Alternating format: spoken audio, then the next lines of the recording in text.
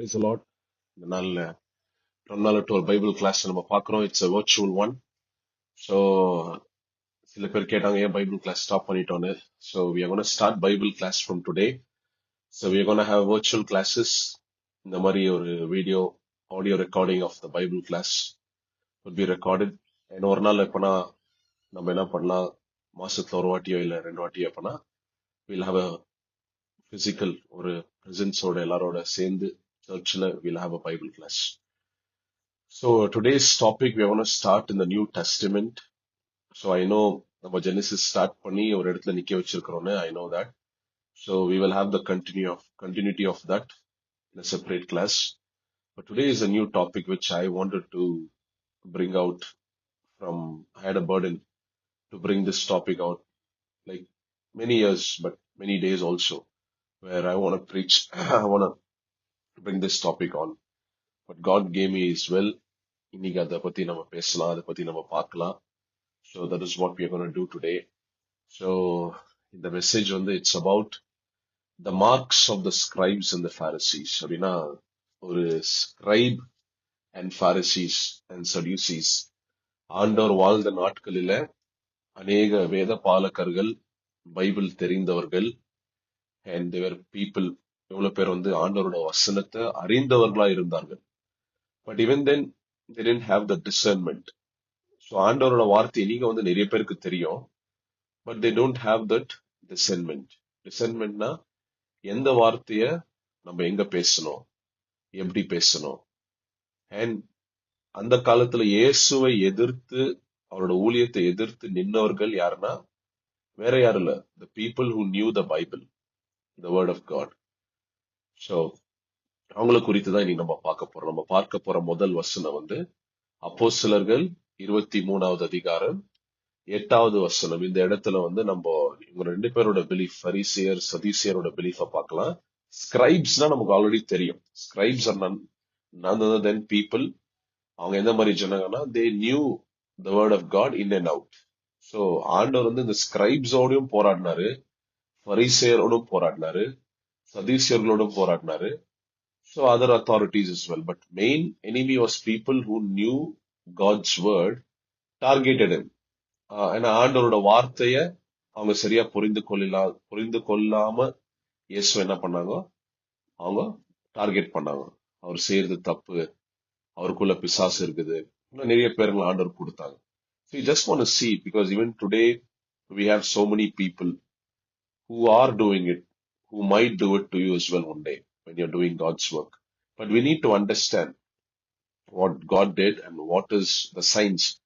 So நம்மளும் ஒரு வாட்டி அந்த மாதிரி ஆயிடக்கூடாது அப்படின்றதா இந்த பைபிள் கிளாஸோட இன்டென்ஷன், இந்த டாபிக். ஏன்னா first we'll have to break ourselves down. It is a double-edged sword. If I am taking this class today, it is for you and me as well. So whatever is revealed is for both of us and to people who listen to it. So நம்ம பார்க்க போற முதல் வசனம் அப்போஸ்தலர்கள் 23வது அதிகாரம் 23rd chapter 8th verse. என்ன சொல்லுதுன்னா, இந்த இடத்துல அப்போஸ்தலனாகிய பவுல் நியாயத்தீர்க்கப்படுகிறார். அப்போ ரெண்டு பேரும் வராங்க, பரிசேயரும் வராங்க, சதுசேயரும் வராங்க. But there is a clue for us to just start this Bible class with this. என்ன சொல்லுதுன்னா 23வது அதிகாரம் அப்போஸ்தலர்கள் 8வது வசனம். எண்ணத்தினால் என்றால் சதுசேயர் உயிர்த்தெழுதல் இல்லை என்றும் தேவதூதனும் ஆவியும் இல்லை என்றும் சொல்கிறார்கள். பாருங்க, சதுசேயர்களை குறித்து சொல்கிறது. அவங்க எதை they didn't believe, ரெசரக்ஷனை பிலீவ் பண்ணல, உயிர்த்தெழுதல் அவங்க பிலீவ் பண்ணல. அதே போல தேவதூதன் அந்த மாதிரி ஒரு விஷயத்த அவங்க பிலீவ் பண்ணல. அதுக்கப்புறம் ஆவி, ஸ்பிரிட்ட அவங்க பிலீவ் பண்ணல. let it be holy spirit, let it be எந்த ஈவில் ஸ்பிரிட்டா இருக்கட்டும். so they didn't believe in spirits. அதே போல அதுதான் சதுசியர்கள். சோ இந்த பிலீஃப்ல ஆண்டவராகிய இயேசு கிறிஸ்து எப்பெல்லாம் பிரசங்கம் பண்ணாரோ, இதை குறித்து அவங்க சொல்லும் போது அவங்களால அதை ஏற்றுக்கொள்ள முடியல. So when there are certain group of people, when they don't believe certain things, அவங்ககிட்ட நம்ம அதை பிரசங்கம் பண்ணும்போது அவங்களால அதை ஏற்றுக்கொள்ள முடியாது. See, the ultimate thing is when somebody is preaching, we have to look at the scripture. நம்ம என்ன பண்ணோம், வேதத்துல எங்க இருக்குது, இது வேதத்தின் பிரகாரமான பிரசங்கமா, இதுதான் நம்மளோட ஒரு விஷயமா இருக்கு. நம்மளுக்கு தெரியாம இருக்கலாம். But there are so many truths. The Bible says the secret belongs to the Lord. So God என்ன பண்றாரு, அவரோட சீக்ரெட்டை நம்மளுக்கு ரிவீல் பண்றாரு. so that we could reveal it to people. So that is how it is. So சதுசேயர்கள் வந்து உயிர்த்தெழுதலை குறித்தும் தேவ தூதர்களை குறித்தும் அதுக்கப்புறம் ஆவி ஸ்பிரிட் இத பத்தி அவங்க விசுவாசிக்கவே இல்லை. They didn't make any effort to know it as well. Because see, நம்மளுக்கு ஒரு விஷயம் தெரியலன்னா we'll have to make an effort to know it, how this is possible, how this is happening அப்படின்ற ஒரு எஃபர்ட்டோட நம்ம என்ன பண்ணோம், நம்ம ப்ரொசீட் பண்ணோம். But other hand, see, Pharisees-ஓட இது என்னன்னாக்கா அதே வசனத்துல போட்டிருக்குது. Let's வந்து தேவதூதனும் ஆவியும் இல்லை என்று சொல்கிறார்கள், பரிசேயரோ அவை ரெண்டும் உண்டென்று ஒப்புக்கொள்கிறார்கள். அவை ரெண்டும் உண்டென்று ஒப்புக்கொள்றாங்க, ஒத்துக்கிறாங்க. So they believe that resurrection is there, and they also believe they were angels and spirit, and they believe it. See, resurrection was a difficult part for them, but it is a scripture because அவங்க வந்து ஸ்கிரிப்சரை follow பண்றவங்களா இருந்தாங்க. ஃபரிசேயருங்க வந்து they were closely following the scripture. So we have to நம்ம ஒரு விஷயத்தை தெரிஞ்சுக்கணும். என்னன்னா scribes, பாரசீஸ், சதுசீஸ் R த ஜெலட்ஸ் அப்படின்னு நம்ம மெனி குரூப்ஸ், ரொம்ப குரூப்ஸ் இருந்தாங்க. இயேசு வந்து இந்த உலகத்துக்கு மாம்ச அவதாரமாய் மனுஷனாய் இறங்கி வந்தப்போ. So even though he was God, he had people who stood against him, and they couldn't overtake him because he had so much knowledge of the word of God. தேவனோட வார்த்தை வந்து அதுல ஆண்டவர் வந்து பயங்கரமா இருந்தார். He was well versed in the word of God. So he knew the actual meaning of it. So நம்ம அதை பார்க்கிறோம். நம்ம பைபிள்ல வந்து ஆண்டவர் விவாதம், பைபிள் டீச்சர்ங்க இடத்துல என்ன பண்றாரு, he has a debate. We see in the book of John, ஒரு நாள் என்ன பண்றாரு, when he was 12 years old, he goes away and he தொலைஞ்சிட்டாருன்னு நினைச்சுன்னு எல்லாரும் தேடின்னு போவாங்க. ஆனா ஏசப்பா என்ன பண்றாரு, he was well versed in the Bible. So he had the power to debate. Yeah, என்ன சொல்லுது, 12th நம்ம பாக்குறோம், 12 வயசுல வந்து அவர் டிபேட் பண்ற ஒருத்தரா இருந்தாரு அப்படின்றத வந்து it's very clearly written when he was very young at that point of time. நம்ம அதை பார்க்கலாம். We can see that verse as well. It's in the book of John, not சொன்னேன், but it's book of Luke. It's not in the book of John. It's the book of Luke, chapter 2, verse 42ல பார்க்கலாம். 12 வயசா இருக்கும்போது and he was discussing with the people who were in the temple. So that's something which is very 12 years, 12 வயசுல வந்து அந்த மாதிரி ஒரு Bible knowledge. So he was speaking to teachers, people who knew the scriptures in and out. So அந்த மாதிரி ஒரு என்விரான்மெண்ட்ல அவர் வளர்ந்திருக்கிறாரு. Many people will say because he is God, he knows the scriptures. But he came as a human being to this earth. We need to know that. So if he would have taken time, and they should have been people who had taught him the word of God. So we need somebody to teach us. Today we have the Holy Spirit. We have so many things which can teach us. So Yesappa வந்து was well versed in the scripture, but these people stood against him. ஏன்னா இந்த ஃபரிசேயரும் சதுசேயரும் வந்து they followed the books of Moses, the prophets. They had their own tradition, அவங்களோட own tradition which it was tradition like human tradition, like washing of plates, washing of feet, அவங்கள வந்து கழுவிக்கிறது. So outward cleansing, so வெளிப்புறமான ஒரு cleansing அப்படின்னா ஒரு சம்பிரதாயம், ஒரு மூட நம்பிக்கை, ஒரு இப்போ கூட நம்ம பார்க்கலாம் நிறைய பேர் வந்து அதை செய்யறாங்க கிறிஸ்டியானிட்டியில. So they do it. So நிறைய விஷயத்த வந்து அவங்க ஒரு பண்றாங்க அந்த மாதிரி. We see so many Christians who are baptized do that. They have traditions in place which they follow, which they have not come out of. Yeah. So that is the work that these were the things which the Pharisees and Sadducees வேத பாலகர்கள்லாம் பண்ணியிருந்தாங்க. So they were people who were more focused on purity. என்ன மாதிரி ஜனங்கன்னா purity, பரிசுத்தத்தை குறித்து ரொம்ப focus பண்ணாங்க. பரிசுத்தத்தை குறித்து ரொம்ப ஃபோக்கஸ் பண்றது தப்பு கிடையாது. ஆனா but they didn't know the actual meaning behind that word of God. That is the thing. They didn't know the actual meaning of the word of God. என்ன அந்த வார்த்தையோட அர்த்தம் என்ன? Why is God saying keep the Sabbath holy. ஏன்னா சாபத்ன்ற விஷயத்துல நிறைய வாட்டி என்ன ஆகுது, ஆண்டவருக்கும் அவங்களுக்கும் கிளாஷ் ஆகுறத நம்ம பாக்குறோம். So they didn't know the meaning of it. So they were also people, it's like they were watching Jesus closer watch பண்ணாங்க. ஏசப்பா எங்கேயாவது அவர் தப்பு பண்றாரா, எங்கேயாவது அவர் வேர்ட் ஆஃப் காட்ல இருந்து தூரம் போறாரா, எப்படியாவது அவர்கிட்ட நம்ம ஒரு குறைய கண்டுபிடிக்கலாம். See, you will have even today this kind of people who would be watching you very closely. You don't know it, just to find fault with you. இல்லையா? But you find fault only அங்க நிக்க வச்சிடக்கூடாது. பாருங்க, if we are an elder and we are already, if we have walked in this path, correction is different, finding fault is different. இதுதான் நம்ம தெரிஞ்சுக்க வேண்டிய விஷயம். ஏன்னா கரெக்ஷன் எப்படி இருக்கும்னாக்கா, correction is totally different. when somebody is correcting you, he will also tell you what to do and what not to do. finding fault அப்படின்னா ஜனங்க குற்றம் கண்டுபிடிக்கணும். எப்படி கண்டுபிடிக்குவாங்கன்னா, they will not tell you what is good and what is right. They will just speak and tell you're not doing this properly, but they will not help you in doing it. See, we see too many people. நிறைய பேர் நம்மள குறை சொல்றவங்களா இருக்குவாங்க. They find fault, but they don't tell you what to do. What is the right thing? They don't tell you. So, but we should not be the people like that. இதுதான் பரிசேயரும் சதுசேயரும் பண்ணினாங்க. They used to find fault, but they never used to tell what is the correct way. So we needed Jesus to tell us what is the correct way. இன்னைக்கு நம்மளும் அதே தான். Let it be anything, whether even when you listen to a sermon, it should not make you feel guilty. And the sermon இருந்து வெளியே வரும்போது, because you'll have to hear the sermon clearly.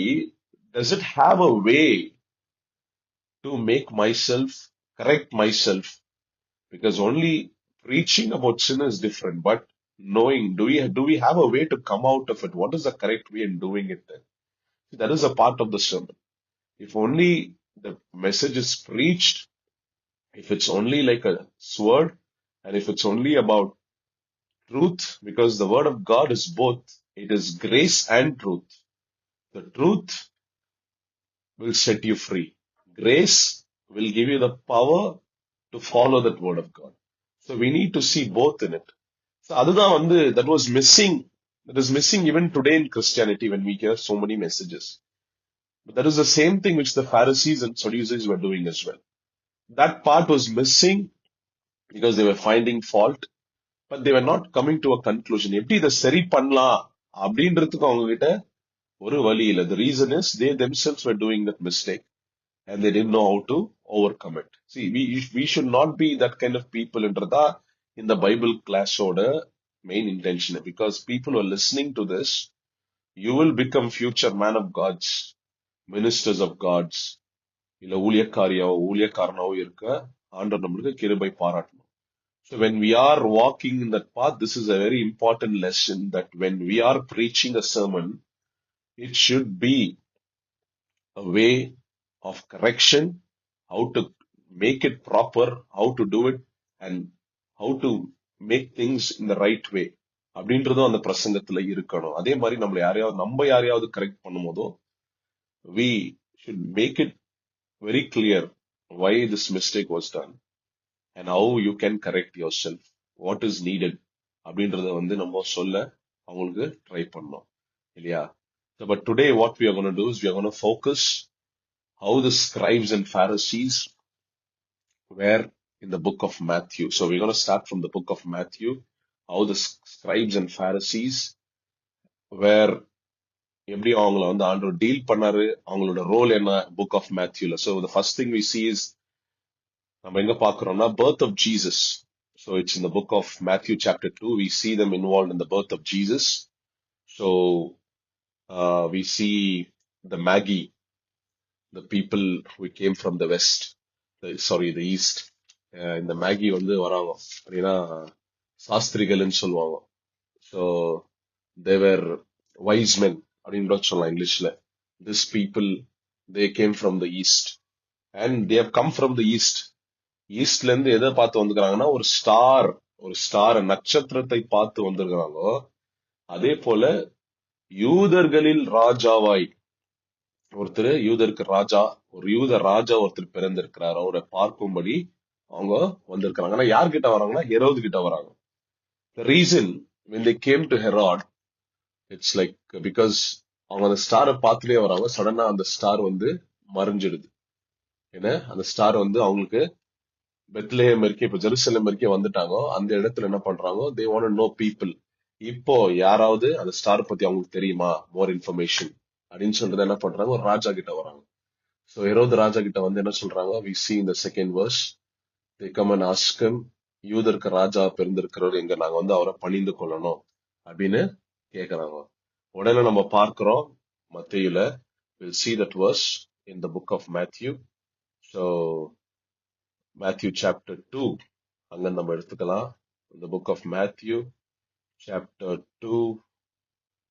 So ஹெரோது ராஜாவின் நாட்களில் யூதேயாவிலும் பெத்லேமிலும் இயேசு பிறந்த பொழுது கிழக்கிலிருந்து சாஸ்திரிகள் எருசலேமுக்கு வந்து, பாருங்க, கிழக்கிலிருந்து சாஸ்திரிகள் எருசலேம் வந்த போது, யூதருக்கு ராஜாவை பிறந்திருக்கிறவர் இங்கே, கிழக்கிலே அவருடைய நட்சத்திரத்தை கண்டு அவரை பணிந்து கொள்ள வந்தோம் என்றார்கள். அப்ப நாங்க அங்க பார்த்து அந்த நட்சத்திரத்தை பார்த்து நாங்க வந்திருக்கிறோம், அவரை நாங்க பணிந்து கொள்ள வந்திருக்கிறோம் அப்படின்னு சொல்லி வந்தாங்க. எவ்வளவு பேரு நமக்கு தெரியாது. Today we see Roman Catholics வந்து இதை ஒரு ட்ரெடிஷனா மாத்தி 3 ராஜாங்க வந்தாங்க அப்படின்னு சொல்லிட்டு என்ன பண்றாங்க, 3 ராஜா திருநாளை வந்து கொண்டாடுறாங்க. So that is a pure tradition which we don't see because எவ்வளவு பேர் வந்தாங்க நம்மளுக்கு தெரியாது. So they make their assumption because of the 3 presents which this people bought. 3 presents எடுத்துன்னு வராங்க. அடுத்த நிமிஷம் அவங்க என்ன பண்றாங்க, 3 பேர் தான் வந்துக்குவாங்கன்னு அவங்க ஒரு கெஸ், ஒரு ட்ரெடிஷனா தான் எடுத்துன்னு வந்தாங்க. ஆனா இங்க பாருங்க என்ன நடக்குது. ஹெரோது ராஜா 3வது வசனம், அதை கேட்ட பொழுது அவனோட கூட எருசலேம் நகரத்தார் அனைவரும் கலங்கினார்கள், எல்லாம் பயந்துட்டாங்க. ஏன்னா ஹெரோது தான் ராஜாவே இப்ப எருசலேம். He is the king of the Herod. He is the king of Jerusalem. He is the king of that complete province. ஆனா யாரா அது புது ராஜா, அப்போ நம்மளோட பெருசா யாரோ ஒருத்தர் இருக்கிறாங்கன்ற மாதிரி அவனுக்கு ஒரு பயம் வந்துருச்சு. அவன் இமீடியட்டா என்ன பண்ணா, 4th வருஷத்துல அவன் பிரதான ஆசாரியரும் ஜனத்தின் வேத பாரகர் எல்லாரையும் கூட வர செய்து கிறிஸ்துவானவர் எங்கே பிறப்பார் என்று அவர்களிடத்தில் விசாரித்தார். என்ன பண்றான், he brings the scribes and people who know the word of God, the Bible. அவங்க பாருங்க அவங்களோட பைபிள் நாலேஜ் எப்படி இருக்குது. அதற்கு அவர்கள் யூதேயாவில் உள்ள பெத்லஹேமிலே பிறப்பார் அப்படின்னு சொல்லிட்டு என்ன பண்றாங்க, மீகா தீர்க்க தரிசன புஸ்தகத்துல இருக்கிற 5வது அதிகாரம் 2வது வசனத்துல இருக்கிற வசனத்தை கோட் பண்றாங்க. நம்மளோட விஷயம் என்னன்னா, see, these people knew that where Jesus would be born. எந்த தீர்க்கதரிசி சொன்னாரு, எந்த வேர்ஸ், எந்த சாப்டர், இல்லையா? they were immediately, they didn't even hesitate. அத ஹெரோது ராஜா கேட்டனும் சொல்லிட்டான். ஆனா இதோட விளைவு என்ன, இங்க வந்து பார்த்தோம்னா இவன் நட்சத்திரத்தை பார்த்து வந்துக்கிறாங்க. அந்த நட்சத்திரத்தை பார்த்து எவ்வளவு நாளா டிராவல் பண்ணாங்கன்னு நம்ம அப்புறமா பாக்குறோம். இட் இஸ் நியர்லி 2 years இருந்து under 2 years and nearly 2 years. So அது அப்பத்துல இருந்து அவங்க ஃபாலோ பண்ணின்னு வந்துங்கிறாங்க. So they didn't knew exactly, இந்த ஸ்கிரைப்ஸ்னால வந்து எக்ஸாக்டா டிசர்ன் பண்ண முடியல. இயேசு வந்து ஆல்ரெடி பிறந்து இருந்தாரு. இப்போ அவர் வந்து ஒரு மேஞ்சர்லயோ இல்ல வந்து வேற எந்த இடத்துலயும் இல்ல. நம்ம அதை பார்க்கலாம் ஸ்கிரிப்சர் மூலியமா, because we see that very clearly here. ஆனா இவன் என்ன பண்றாங்க, they are quoting the verse very accurately. But நான் என்ன சொல்றேன்னா, இந்த வசனம் என்ன காட்டுதுன்னா, this shows they knew the word of God accurately, but they lacked discernment. ஏன்னா என்ன பண்ணுச்சு, இப்ப இவன் அந்த வார்த்தையை கொடுத்த பிறகுதான், அப்போ பெத்லஹேம்ல இருக்கிறாரு, யூதேவால தான் பொறுக்கிறாருன்னு ஹெரோது ராஜாக்கு தெரிஞ்சு என்ன பண்றான், அநேக 2 வயசு கீழே இருக்கிற குழந்தைங்களை அவன் சாகடிச்சிட்டான். Even that was a prophecy. சாகடிச்சிட்டான், இல்லையா? See, what we understand, even though they know the word of God, but they were not close to God. Close to God, to be close to God na என்ன, to give the correct word at the correct time to the correct people. யாருக்கு என்ன வார்த்தைய கொடுக்கணும். இன்னைக்கு this is something which is lacking very much in Christianity. To give the correct word to the correct person at the correct time. Because if we are giving the correct word to the correct person at the correct time, what happens? அந்த ஆத்மாவை நம்ம என்ன பண்றோம், ஆண்டவர் பக்கமாக திருப்புகிறோம். அதுதான் இன்னைக்கு தேவை. இது தெரிஞ்சுக்கத்தான் we need to have that fellowship with the living God, Jesus Christ. ஆண்டவரே, நான் என்ன வார்த்தைய பேசணும் இவங்க கிட்ட? What should I speak today? What is the correct word which I have to speak? Even if I know the whole Bible, I still come to his presence and seek his help to know what is the word which I need to speak. So இவங்க பேசின வார்த்தைனா இது இருபுறம் பட்டயம். என்ன நடக்குது? நான் சொன்ன வார்த்தை பாருங்க. இப்ப 11th verse, அவர்கள், இப்ப நான் சொன்னேன் இயேசு வந்து ஆல்ரெடி பிறந்துட்டாரு, வீட்டுலதான் இருக்கிறாருன்றதுக்கு அடையாளம். அதுக்கு வந்து ப்ரூஃப் பாருங்க. என்ன சொல்ற 11th verse, அவர்கள் அந்த வீட்டுக்குள் பிரவேசித்து பிள்ளையும் தாயாகிய மரியாளையும் கண்டு சாஷ்டாங்கமாய் விழுந்து அதை பணிந்து கொண்டு தாங்கள் பொக்கிஷங்களை திறந்து பொன்னையும் தூப வர்க்கத்தையும் வெள்ளை போலத்தையும் அதற்கு காணிக்கையாக வைத்தார்கள். See, whatever gifts they brought, இயேசு ஒரு வீட்டுக்குள்ள இருக்கிறார், மரியாள் ஒரு வீட்டுக்குள்ள இருக்கிறாங்கன்றத இந்த வசனம் சொல்றது. வீட்டுக்குள்ள பிரவேசித்து. இப்ப பாருங்க, ஏரோது எதை வச்சு கொன்னா அந்த குழந்தைங்களை? எதுக்காக நான் சொல்றேன்? இயேசு வந்து பிறந்திருக்கிறார். அப்பொழுது 16வது வசனம், அப்பொழுது ஏரோது தான் சாஸ்திரிகளால் வஞ்சிக்கப்பட்டதை கண்டு மிகுந்த கோபம் அடைந்து ஆட்களை அனுப்பி தான் சாஸ்திரிகளிடத்தில் திட்டமாய் விசாரித்து காலத்தின்படியே பெத்லெகேமிலும் அதன் சகல எல்லை எங்கும் இருந்த 2 வயதுக்குட்பட்ட எல்லா ஆண் பிள்ளைகளையும் கொலை செய்தான். என்ன பண்ணா? 2 வயசு கீழே இருக்கிற எல்லா ஆண் பிள்ளைங்களையும் அவன் கொன்னுட்டான். இல்லையா? பாருங்க, என்ன சொல்றாங்க? இஃப் இவங்களுக்கு கரெக்டான டிசன்மெண்ட் இருந்துச்சுன்னா என்ன இருக்கும்? இயேசு பிறந்திருக்கிறத அவங்க அறிந்திருக்குவாங்க. இல்லையா? இயேசு பிறந்திருக்கிறதை அறிந்து அவங்க என்ன பண்ணிருக்குவாங்க? They would have told Jesus is born. இல்லையா? ஆனா எங்க பொறுக்குவாருன்னு தான் சொன்னாங்க. But the Savior was already born. அவர் வந்து ஒரு வீட்டுல இல்ல. நம்ம பாக்குறோம் அந்த லூக்கா புஸ்தகத்துல எங்க இருக்கிறாரு, யார் ஃபர்ஸ்ட் வந்து பாக்குறாங்க, மெய்ப்பர்கள் வந்து பாக்குறாங்க அப்படின்றத நம்ம கிளீனா அதுல பாக்கலாம். இல்லையா? நான் என்ன சொல்ல வரேன்னா, they knew the word of God, but they didn't know the correct time. They were not close to God to know the correct time. அதை தெரிஞ்சுக்கிற அளவுக்கு அவங்க க்ளோஸா இல்ல. இதனால என்ன ஆயிடுச்சு? அந்த டைம் அவன் தெரிஞ்சுக்கிறான் எந்த டைம்ல இருந்து. ஏன்னா இப்ப இவங்க எப்ப அந்த ஸ்டாரை பார்த்தாங்க அப்பத்துல இருந்து அவங்க டிராவல் பண்ண ஆரம்பிச்சாங்க. they followed the star.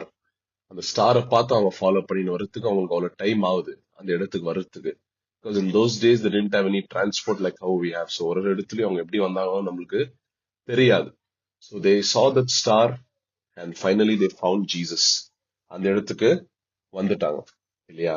So that is what we see in the second chapter full. So first thing நம்ம தெரிஞ்சுக்க வேண்டிய விஷயம், first point about them, they know the word of God but they didn't know which word to give at the correct time. இதுதான் நம்ம தெரிஞ்சுக்க வேண்டிய first விஷயம். So we know the word of God but we should know which word we should speak at the correct time. அதுதான் ரொம்ப important. இதுக்கு நம்மளுக்கு யார் தேவை? ஹோலி ஸ்பிரிட் தேவை. இதுக்கு நம்மளுக்கு என்ன தேவை? we need a fellowship with God to know the correct word to be spoken at the correct time. Praise the Lord. Next நம்ம பார்க்கிறோம் என்ன சொல்லுது? Chapter 3ல நம்ம பார்க்கிறோம். Chapter 3ல வந்து we see how John the Baptist வந்து baptism கொடுத்திருக்கிறார். He is baptizing people. So we see that in chapter 3 verse 1. அந்நாட்களிலே யோவான் ஸ்நானகன் யூதேயா வனாந்திரத்துல வந்து மனம் திரும்புங்கள், பரலோக ராஜ்யம் சமீபத்திருக்கிறது என்று பிரசங்கம் பண்ணினான். பாருங்க, ஆண்டவரோட ராஜ்யம் ரொம்ப கிட்ட இருக்குது, நீங்க எல்லாருமே மனம் திரும்பணும்னு சொல்றான். அப்ப என்ன நடக்குது? 7th verse நம்ம பாக்குறோம். யார் வருது அந்த இடத்துக்கு? பரிசேயரிலும் சதுசேயரிலும் அநேகர் தன்னிடத்தில் ஞானஸ்தானம் பெறும்படி வருகிறதை அவன் கண்டு, விரியம் பாம்பு குட்டிகளே, வரும் கோபாக்கினிக்கு தப்பித்துக் கொள்ள உங்களுக்கு வகை காட்டினவன் யார் அப்படின்னு சொல்றான். என்ன பண்றான்? he is open rebuke கொடுக்கறான். brood of vipers அப்படின்னு சொல்லி இன்னைக்கு நம்ம யாரும் we cannot show a single preacher. நான் பார்த்துக்கிறேன். ஆனா we will not see many preachers who preach this way of this way because it was very specific. ஒரு specific crowdக்கு ஒரு specific ஆன word because we can't just ஒரு நம்ம ஸ்ட்ரிக்டா preach பண்றதுக்காக எடுத்து இதை பிரசங்கம் பண்ண விஷயம் கிடையவே கிடையாது. ஸ்ட்ரிக்டா ப்ரீச் பண்றதுக்காக நம்ம ஒரு ஜனங்களை ஒரு சபையோ எங்கேயும் போயிட்டு நம்ம விரியம் பாம்பு குட்டிகளே அப்படின்னு நம்ம சொல்ல முடியாது. So it was preached to a very specific group and it was targeted to the people. பரிசேயரும் சதீசியருக்காக சொன்ன வார்த்தை விரியம் பாம்பு குட்டிகளே அப்படின்னு சொன்னாங்க. அப்படின்னா விரியம் பாம்பு குட்டிகளே, அப்போ அவங்களும் அப்படிதாங்கிறாங்க. நம்ம வேற வசனத்துல தான் பார்க்க போறோம். அவங்களோட அப்பாக்களும் அவங்களோட ஃபேமிலி லைனும் அப்படியேதான் இருக்குது. இந்த பரிசேயர்களும் சதீசியர்களும் அப்படிதான் இருந்திருக்காங்க. அதனாலதான் விரியம் பாம்பு குட்டிகளே. நீங்க அது என்னன்னா அவங்களோட கேரக்டரை யோவான் ஸ்தானகர் என்ன பண்றாரு அங்க விவரிக்கிறாரு. they showed themselves ஸ்பிரிச்சுவலா அவங்களை காண்பிக்க முடியல. எல்லாருமே ஞானஸ்தானம் எடுக்கிறாங்க. இப்போ அவங்க என்ன பண்றாங்க, அதுக்காக அந்த இடத்துக்கு வராங்க. Actually they come to that place to see what is happening, to take baptism. என்ன அதை தெரிஞ்சுக்க அந்த இடத்துல நிக்கிறாங்க. அப்பதான் யோவான் அந்த வார்த்தைய பிரசங்கம் பண்றாரு. அடுத்த வசனம் என்ன சொல்லுது, 8வது வசனம், மனம் திரும்புதலுக்கு ஏற்ற கனிகளை கொடுங்கள். நீ ஞானஸ்தானம் எடுத்தா பத்தாதுப்பா, நீ ஞானஸ்தானம் எடுத்ததுக்கான மனம் திரும்புதல், ரிப்பென்டன்ஸ், நீ மனம் திரும்பிட்டன்றதுக்கான அடையாளத்தை காண்பி. அதான் ரொம்ப இம்பார்ட்டன்ட். அப்படின்னா பழைய வழியில நடக்காம ஆண்டரோட வழியில நடக்கிறதுக்கு நீ அதை காண்பின்றாரு. ஏன்னா என்ன சொல்றாரு, அவங்களுக்கு ஒரு பெருமை இருந்துச்சு. 9th வசனம் நம்ம பாக்குறோம். they were very pride and boastful people. என்ன சொன்னாங்களா, ஆபிரகாம் எங்களோட தகப்பன் என்று உங்களுக்குள்ளே சொல்லிக்கொள்ள நினையாதிருங்கள். ஆபிரகாம் பேரை வச்சு என்ன பண்ணிருந்தாங்க, நாங்கெல்லாம் ஆபிரகாமோட சங்கதி அப்படின்ற ஒரு பெருமை இருந்துச்சு. they had the spiritual pride in them which God wanted to break. அதுதான் அவர் சொல்றார், தேவன் இந்த கல்லுங்களை ஆபிரகாமுக்கு பிள்ளைகளாய் உண்டு பண்ண வல்லவராய் இருக்கிறார் என்று உங்களுக்கு சொல்கிறேன். அந்த கல்கள் அப்படின்னா எந்த கல்ல காட்டுறாருன்னா, இஸ் இந்த ரிவர் ஜார்டன். ரிவர் ஜார்டன் நம்ம பாக்குறோம். இந்த புக் ஆஃப் ஜோஷுவா என்ன பண்றாரு, யோசுவா அந்த இடத்துல நிறைய கல்லுங்களை யோர்தான் நதியில அடுக்கி வைக்க சொல்றாரு இல்லையா. அந்த கல்லுங்களை பார்த்து சொல்றாரு, இந்த கல்லுங்களை வச்சு ஆண்டவருக்கு என்ன பண்ண முடியும், ஆபிரகாம் பிள்ளைகளை கொடுக்க முடியும். ஏன்னா அது ஒரு அடையாளமா ஆண்டவர் அங்க வைக்கிறாரு. யோர்தான் நதியில வச்சிருந்த கல்லு, அந்த கல்லு தான் சொல்றாரு. இந்த கல்கள், அந்த கல் யோர்தான்ல தான் இருக்குது இல்லையா. பாருங்க, அதான் வசனம். அப்போ நெக்ஸ்ட் வசனத்துல என்ன கோட் பண்ற, அவங்களே இப்பொழுது கோடாலியானது மரங்களின் வேர் அருகே வைத்திருக்கிறது, ஆகையால் நல்ல கனிக்கொடா மரம் எல்லாம் வெட்டுண்டு அக்கினி போடப்படுன்னு சொல்லிட்டாரு இல்லையா. நீங்க என்ன பண்ண முடியாது, ஸ்பிரிச்சுவலான ஒரு வேஷம் போட முடியாது. But you have to show that you are really repented. நீங்க என்ன பண்ணணும், உண்மையிலே காண்பிக்கணும். உண்மையிலே நீங்க மனம் திரும்பிட்டீங்க அப்படின்றத நீங்க காண்பிக்கணும். பாருங்க, இதுல நம்ம என்ன பாக்குறோம்னா, they were showing the people and the world they were spiritual, but the real correction, ரியலா அவங்களோட வாழ்க்கை அப்படி இல்ல அப்படின்றத ஆண்டவர் அந்த இடத்துல யோவான் மூலியமா அவங்க கிட்ட பேசுறாரு. விரியம் பாம்பு குட்டிகளே அப்படின்னு சொல்ற, உண்மையான மனம் திரும்புதலுக்கான கனிகளை நீங்க காண்பீங்க அப்படின்னு சொல்றேன். ஏன்னா இன்னைக்கு பாருங்க, லைஃப் டிரான்ஸ்ஃபார்மேஷன் ஆயிருக்கு. நிறைய பேர் அடையாளமா நம்ம பாக்குறோம். பழைய வாழ்க்கையை அவங்க வாழல, அதுதான் நம்ம பார்க்கணும். பட் ஹியர் அப்படி இல்லை. இவங்க ஒரு ஸ்பிரிச்சுவலான ஒரு பிளாங்கெட்ல இருந்தாங்க. that is what we see in the 3rd chapter. So 5th chapter நம்ம என்ன பார்க்கிறோம், 20வது வசனம், 5வது அதிகாரம் 20வது வசனத்துல பார்க்கலாம். நெக்ஸ்ட் ஆண்டர் என்ன சொல்றாருன்னா, 5:20 என்ன சொல்றாரு, வேத பாரகரும் பரிசேயரும் என்பவர்களுடைய நீதியிலும் உங்கள் நீதி அதிகமாய் இராவிட்டால் பரலோக ராஜ்யத்தில் பிரவேசிக்க மாட்டீர்கள் என்று உங்களுக்கு சொல்கிறேன். இயேசு ஒரு மலை பிரசங்கம் 5:6-7 நம்ம பார்க்கலாம். One of the famous sermons, not only amongst Christians, ஆனாலும் நிறைய பேர் அந்த சர்மனை கேட்டிருக்கிறாங்க. அந்த சர்மனை அவங்க ஒரு பியூட்டிஃபுல்லான ஒரு சர்மன் சொல்லியிருக்கிறாங்க இல்லையா. ஏன்னா அந்த மவுண்ட் ஆஃப் சர்மனை தான் ஆண்டவர் சொல்றாரு, நம்மளோட நீதி எப்படி இருக்கணுமா, பரிசேயர்களும் சதீசியர்களும் வேதபாலர்களும் அவங்களோட நீதியோட நம்மளோட நீதி அதிகமா இருக்கும். இவங்களோட நீதி என்ன, அப்போ we should know what is their righteousness. இவங்களோட நீதி என்னன்னா, இவங்க என்ன பண்ணாலும் what ever they do, they wanted people to know that they are doing something for God. See, நம்ம இத வந்து என்னன்னா, we cannot judge it. இன்னைக்கு நிறைய பேர் வந்து what ever they are doing for God, அத வந்து நம்ம காட்டுறாங்க நம்மளுக்கு. But it's most probably the intent of the heart. எந்த இன்டென்ஷனோட அத நம்ம போஸ்ட் பண்றோம், எந்த இன்டென்ஷனோட அத நம்ம வெளியே சொல்றோம் அப்படின்றது ரொம்ப இம்பார்ட்டன்ட். ஏன்னா ஆண்டவர் எத்த வச்சு இவங்களை இப்படி சொன்னார்னா, they were doing things so that people could see and appreciate them. அவங்களை அப்ரிஷியேட் பண்றதுக்காக சில காரியங்களும் இவங்க பண்ணாங்க. வேதபாலர்களும் பரிசேயர்களும் என்ன பண்ணாங்கன்னா, charity. We see that in the book of Matthew chapter 6 verse 2. இந்த இடத்துல வந்து நம்ம பார்க்கிறோம், ஆகையால் நீ தர்மம் செய்யும் போது மனுஷரால் புகழப்படுவதற்கு மாயக்காரர் ஆலயங்களிலும் வீதிகளிலும் செய்யது போல உனக்கு முன்பா தாரை ஊதுவதை அவர்கள் தங்கள் பலனை அடைந்து தீர்ந்தது என்று மெய்யாகவே உங்களுக்கு சொல்கிறேன். என்ன பண்ணாங்க அப்போ? ஆலயத்துல நான் கிளீனா சொல்லு, கிளீனா வந்து வசனத்தை நம்ம பாக்குறோம். மனுஷரால் புகழப்பட மாயக்காரர் ஆலயங்களில், இஸ் வெரி ஸ்பெசிபிக், ஆலயங்களில் அப்படின்றாரு. அதுக்குதான் இவங்களை ஒப்புறான். அப்ப வேத பாலகர்களும் பரிசேயர்களும் தான் இருந்தாங்க, ஆலயங்களில் செய்தாங்க. அந்த ஜனங்க என்ன பண்ணாங்க, they wanted people to see that they were doing charity. நம்ம எவ்வளவு பேரை பாக்குறோம், so many charity they do, so people could see it. So நாங்க எவ்வளவு ஹெல்ப் பண்றோம், இவ்வளவு ஜனங்களுக்கு உதவி செய்யறோம் காண்பிக்க அவங்க என்ன பண்ணாங்க, அட்ரஸ் செய்யறவங்களா இருக்கிறாங்க. இன்னைக்கு போட்டோ பிடிச்சி போடுறவங்க இருக்கிறாங்க, நாங்க இவ்வளவு பேருக்கு ஹெல்ப் பண்ணணும்னு காட்டுக்கிறவங்க இருக்கிறாங்க. ஏன்னா ஜனங்க அவங்கள புகழணும், எவ்வளவு நல்லவங்க அவங்க தெரிஞ்சுக்கணும்னு அவங்க என்ன பண்றாங்க, அதை காண்பிக்கிறார்கள். But charity should be done in secret in Christianity. யாருக்குமே தெரியக்கூடாதுன்னு ஆண்டவர் சொல்றாரு. சீக்ரெட்டா பண்ணும்போது வெளிரங்கமா ஆண்டவர் என்ன பண்றாரு, ஆசீர்வாதத்தை கொடுக்கிறவரா இருக்கிறார். ஈவன் பிரேயர், நம்ம எவ்வளவு நேரம் பிரேயர் பண்றோம், நெக்ஸ்ட் பார்ட் இஸ் பிரேயர். அன்றையும் நீங்கள் ஜெபம் பண்ணும்போது மாயக்காரரை போல் இர வேண்டாம், மனுஷர் காணும்படியாக அவர்கள் ஜெப ஆலயங்களிலும் வீதிகளிலும் சந்திகளிலும் நின்று ஜெபம் பண்ண விரும்புகிறார்கள், அவர்கள் தங்கள் பலனை அடைந்து தீர்ந்ததென்று மெய்யாகவே உங்களுக்கு சொல்கிறேன். So just to make people know that they are well versed in prayer, அப்படி பண்ணக்கூடாதுன்னு ஆண்டவர் சொல்றாரு. இந்த இடத்துல வந்து we are talking about public places.